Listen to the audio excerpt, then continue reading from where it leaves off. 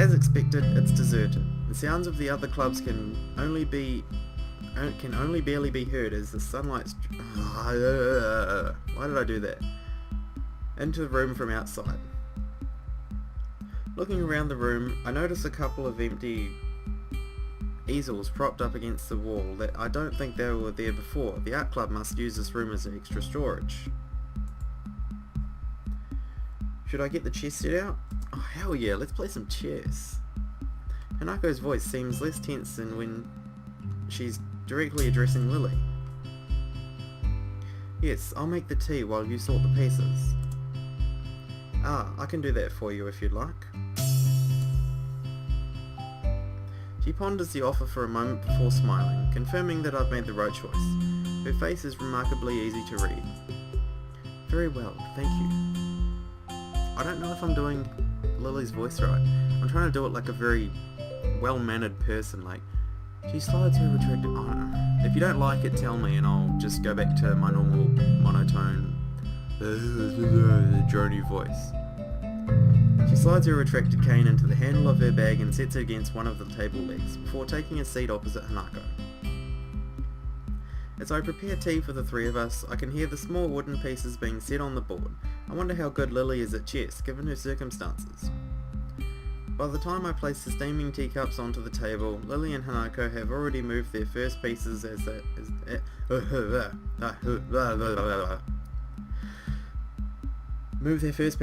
nibble on sandwiches and balls from their respective bags. I notice that the chessboard they're using has holes in the middle of each square and pegs on the bottom of the pieces, and each has dark squares slightly raised. Hey, that's pretty cool. It's a pretty cool idea. Watching Lily's fingers skating over the board, tracing out of the positions of the pieces, makes me marvel a little at the simple ingenuity of the design. It must be specifically made for the blind players. Here you go. I don't think I ever mentioned this in the previous playthrough, in Hanako's playthrough, but I always liked this look of Hanako.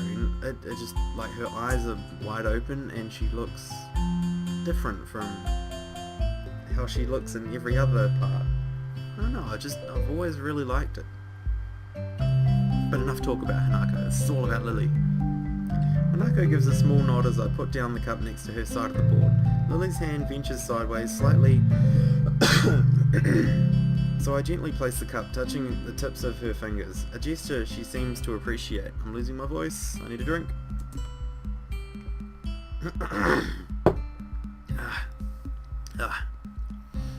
I finally take a seat and silently sip my tea as the two play. The contrast in their appearances while playing is interesting to watch. Hanako looks closely at the board, her face one of focused concentration. She's like, huh? Lilly, on the other hand, keeps her head level and maintains her calm neutrally, as she always does. Lily's gentle voice addresses both of us as she continues to play. How is class now that festival's over? Boring as hell. I look to Hanako to see whether she'll answer first, but see that she's doing the same. Alright. Not great. Half the class seemed to be dozing off, even including the teacher, not to mention a test on top of all that. Actually, to come to think of it now, Lilly looks pretty good right here. I think we all look pretty good on the side view. Hanako quietly adds her own agreement with this. I could imagine that being a bit difficult for you, being a transfer student. Well, I think I did fine. Other than the shock of a test coming so early, science is probably my best subject. For science! How did you do, Hanako? Me? Okay, I guess. Hanako's too sincere to be able to pull off lying very well. That much is obvious. Lily's smile slips very slightly. From her reaction, Hanako mustn't be skilled enough at academics to do very well without preparation. How did your class handle it, Lilly? It went surprisingly well, actually. Only one student was absent, which was better than what the teacher expected. With the topic all but run dry, the two concentrate on their chess game once again. can't say I've ever liked the idea of chess as a spectator sport, but given its unique nature, for once I'm wrapped in watching the game unfold. As time wears on, both of them demonstrate decent skill at playing the game. Having captured 2 more pawns than Hanako, Lilly has the upper hand, but only slightly. Until Hanako makes a strange move with her queen. Seizing upon the lapse in judgment, Lilly takes this piece with her knight. Without hesitation, Hanako moves a pawn to take Lily's rook on the opposite side of the board and promotes it to queen. Lily's face falters as her fingers move over the pieces and she realises that she's just fell into Hanako's trap. It's a little distracting to have the board traced out after each move, even if it's out of necessity. Judging by Hanako's lack of reaction, she must be used to this. She and Lilly must have played at least a few games of chess against each other after all. Check. It's not bad at all. Nice, Hanako. The compliment causes her to flower in a surprised blush. Aww. Thank you. I didn't think it would work. I look over to Lilly, her fingers having just finished tracing out the position of her remaining pieces in an attempt to extricate her king from this bind. I think this is checkmate. I take another look at the board to confirm. Sure enough, her king has nowhere to escape without being threatened by another piece. My earlier question as to which of them is better at this has just been answered. So it is. Lilly gives a small sigh as Hanako smiles. From their reaction, this seems like a fairly usual result. How long have you two been playing? Since I was young. Lilly nods at Hanako's brief answer. Hanako taught me how to play soon after I met her. I can beat her every now and then, but that's a rarity. I don't seem to have the right mindset for it. If Lilly came to Yamaku at the start of high school and met Hanako when she moved to the dorms, that means she'd only be playing for about 1 year. After seeing Hanako's level of play, I'm not too surprised Lilly has trouble beating her. But she's better at languages than I am, so... She has different languages? She knows different languages? Huh. Lilly gives an appreciative, if slightly amused smile at Hanako's quick reversal of her compliment. Well, that's how it is. Much to everyone's surprise, the bell suddenly rings, heralding an end to the lunch break. That game lasted longer than I thought it did. Yeah, I'm beginning to not like Lily's voice more and more. I'm just going to go back to the same. Same, I guess we'd better get back to class. Hanako's already in the middle of packing up, so I take Lily's bag and offer it to her. To my surprise, she takes it and nods, but then places it back down on the table. Sal, may I make a request? Oh, I said I was going to go back to it. Forget it. I'll stay with it. Sure, go ahead. Would you mind if I were to quickly feel your feet? While you're at it, why don't you feel something? It can't be too dirty in one commentary. No, go ahead, I don't mind. The question takes me severely off guard, but once I regain my composure, it seems sensible enough. So far, Lily's had no idea what I actually look like, and this would be her only way to find out. Lilly raises her right hand, which I take in mine, and guide to my face before letting go. The room is entirely silent as Lily's hand moves over and around my features, from my chin to my cheeks to everywhere else. Whoa!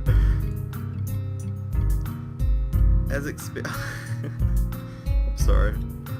I expected this to feel a lot more disquieting than it does. I suppose that's because the action is entirely a matter of practicality, being functionally no different to simply looking at someone's face. Her hand is soft, but what takes me by surprise is the length of her fingers. Not to mention how sure even the slightest of her movements are. I have no doubt that her level of tactile feeling would be far beyond mine. Her hand briefly runs once through my hair before retreating. I'm sure that every inch of my face has been committed to her memory. It's only now, too, that I realise Hanako has been silently watching the entire time. She's probably seen this before, to be honest. Lilly probably did it to Hanako as well, so... Actually, actually that would have been awkward when if she did it to Hanako, or if Hanako let her do it, because of her scar. Thank you for letting me do that, Hisao. And if I might add, I think you are quite handsome. Ooh, look at you, Hisao, you handsome devil. I blushed a little at her remark before raising a questioning eyebrow. If you can't see, how... Just because I can't see, that doesn't mean I don't have my own preferences. We'd better go now. Oh, Hanako's getting jealous. Yeah, that's a good point. I guess we'll see you later then, Lilly. Walking through the hallways back to our classrooms, I noticed that Hanako seems quieter than before, but also more comfortable. Oh, I thought she was jealous. Fine, don't like me then, Hanako cheeks. Lilly, her hand on Hanako's shoulder, seems to pick up on her assured pace as well, smiling as they walk. If I could spend the rest of my time at Yamaku like this, I don't think it'd be so bad. All that's needed for joy are small exchanges of happiness after all. As I reached my desk and set my bag beside it, I realised something, or rather, my stomach does. I was so busy with those two, I forgot to buy lunch. And eat it. Oh. Katawa Shoujo.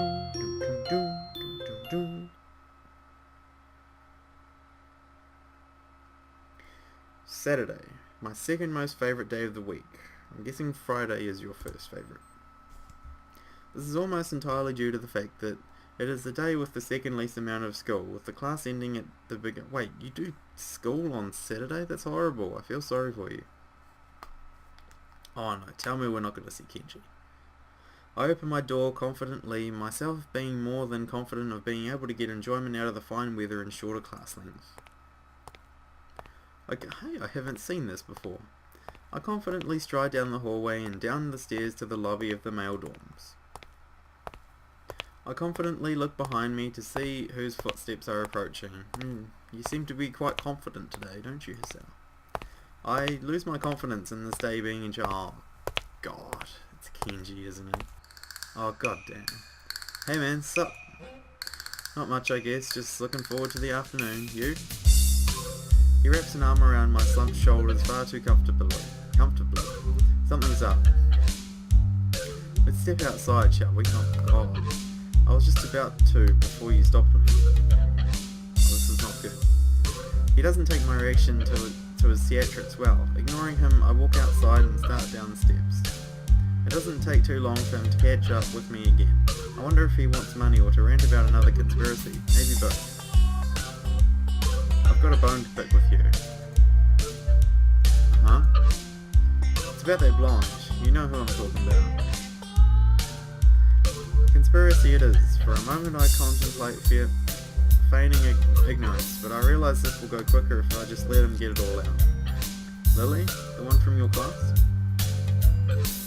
You're on first name terms with her? He looks positively shocked at this development. Did he not expect me to be able to answer? He gathers himself and coughs into his fist, dramatically like everything he does. Well, never mind that. I'm here to warn you. You know, man to man. Warn me about what? Really? Yeah, you don't know her, man. It's mostly true. I've only known her and Hanako for less than 2 weeks, and even then we've just been exchanging banal chatter about school as we while away lunch. It doesn't seem right. I'm pretty sure you don't either. That's not the point. You're the one spending inordinate amounts of time with her. It distresses me that someone like Kenji, who's probably as far out of the loop as one could possibly get, knows about such a trivial fact as who I choose to befriend. Then again, I am a transfer student, and that's not the only representative of their class. She's not the only, but also a tall blonde.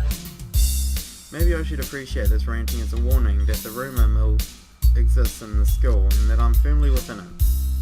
It's just lunch, nothing special. Look man, under the bridge, see this bridge? You're under it. A man's gotta do what a man's gotta do to get in town. I just want to make sure you don't end up too far under the bridge. I'm already under the bridge, so there's not enough water under here to drown, so hey, I'm under it, I'm gonna stay under it. You're losing me, Kenji. Actually, you already lost me, Kenji.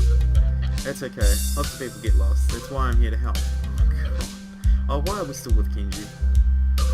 Just be careful around her, okay? She looks all harmless on the outside, but I've heard shit. Bad shit. You know the student council, right? He seems to involuntarily shudder as he says the words. Putting him and Shizune together in a room is an amusing mental exercise. I wonder if they'd meet. Yeah, Shizune and Misha are in my class. I seem to have dodged the draft though. Good man, good man. But this blonde, see, she was there, in the student council, right, damn there. I see, and she's not there now. ... Seriously, think about it. Something must have gone down. I stopped walking for a moment, giving the idea more thought than I probably should.